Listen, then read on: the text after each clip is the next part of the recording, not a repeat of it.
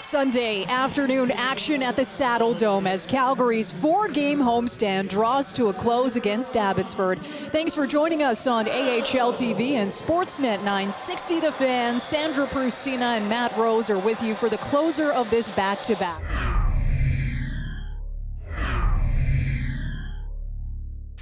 And off that draw, shot from the point, and it beats Dustin Wolf, so the visitors with an early 1-0 lead. A nice set play. Chad Nychuk getting into his second game of the season. Colson takes it wide, protects it backhand, parks the brakes in the corner, banks it back to the point for Wu. He gets a shot off, and a seeing shot from the point. A former Calgary hitman makes it a 2-0 game. It's quite the shift for Vasily Podkolzin. Thought he was maybe a little off his game yesterday. Here, he takes a big hit from a couple of Wranglers at once, down in the far corner in his own end, but helps get the puck out of his zone. Later on, wins a battle in the corner, off the wall, back to Jet Wu. Quick shot, and once again, just like the first goal for the Canucks, through traffic. I don't think it hits anybody. It's a low shot, quick shot. It might have even bounced off the ice once before getting to Wolf. Colson back to the point for Jet Wu, sends it over to the left, down low, and over the shoulder. Ratu on the power play, and it's a 3-0 game for Abbotsford.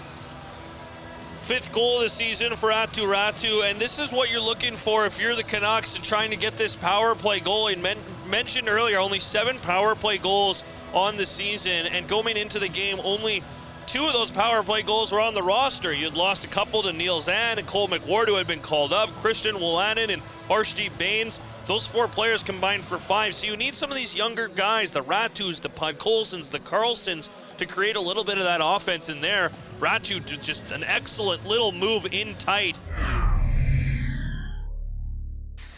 Abbotsford with a chance to clear it. They can't get it past the half wall. Chase Waters looking to make the simple play. Pettersson is there. Shorthanded chance now for Mark Gatcomb. Going on to Dustin Wolf. One-on-one. Undresses him. It is 4-0 for the visitors. And Abbotsford now up to 6 shorthanded goals on the season. Yeah, Pettersson with an ill-advised pass. No look over his shoulder, trying to go to the point. Had a man there just behind him that would have been able to support in Ben Jones, but unable to give it to him. He tries to go across to the middle. That one was easily picked off by Gatcomb, and a couple of moves coming in. He's able to go backhand, forehand, and beat Dustin Wolf. Kuznetsov looking for Gallant. He's interfered with. No call on the play. Numbers coming the other way for Abbotsford. Nielsen. Back to Nielsen. And they score. 5-0 for Abbotsford in the second period. It's a tough pass to Gallant there as he was kind of handcuffed, falling backwards as he was tied up with Nielsen. Fell over, and as a result, unable to get that puck back to Brady Lyle, and Jan Kuznetsov on the blue line created the quick break for the Canucks, and that's a really nice pass. Lyle might have deflected that one into his own net, but another nice feed there from the Canucks off the rush. Over to the wing, dropping it over to Carlson, gets a shot off. Oscar Dance with a couple of saves as he just stands his ground. And no, he doesn't. On his second attempt, that squirts through.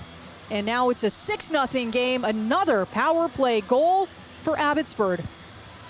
I've liked Solovyov on the kill quite a bit today, but there just doesn't get to the post and help his netminder out. Dries had 2, 3, 4 whacks at this one down near the post. The net front presence there. Cairns gives him 1 push, but it's the 3rd or 4th whack maybe that eventually that one is able to sneak past Dansk, who made a couple of nice saves on the first 2 attempts, but not a whole lot he can do when you're giving up 3 or 4. Matt Coronato finds some space. He'll walk it through the face-off circle, and he scores. Matty Coronato finds the back of the net for his 7th goal of the season. Now 7 goals and 14 points on the year. He gets a 4-on-4 tally here. That's one where it's not the laser beam shot that we're used to seeing from Coronato. I really like the stop and start there that he pulls on Schmiemann to give himself a little bit of space on the right side. We talked about him on the power play, how he likes to be on the right side because it gives him some space.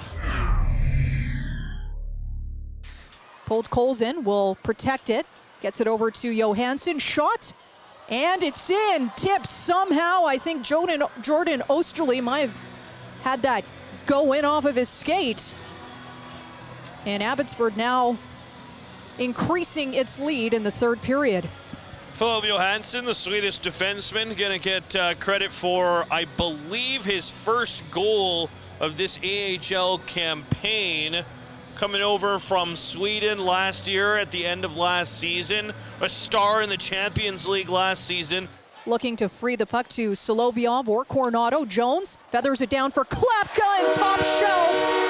Adam Klapka finds the back of the net for his team-leading 8th goal of the season. The big man made a great move to get to the inside of the ice on the entry into the Canucks zone. He used that long reach of his to go all the way from his right, all the way to his left, and created the entry. Then a really good battle by him along the boards. Ben Jones feeds him the puck in the slot. He's able to go unimpeded against the netminder. And with a reach like that, when he's able to go from between his feet to his outstretched blade. And that'll do it. Certainly an afternoon to forget. The Wranglers fall 7-2 to the Abbotsford Canucks at the Saddledome and lose the closer of a back-to-back for the first time this season. Calgary's record dropping to 13-4-1.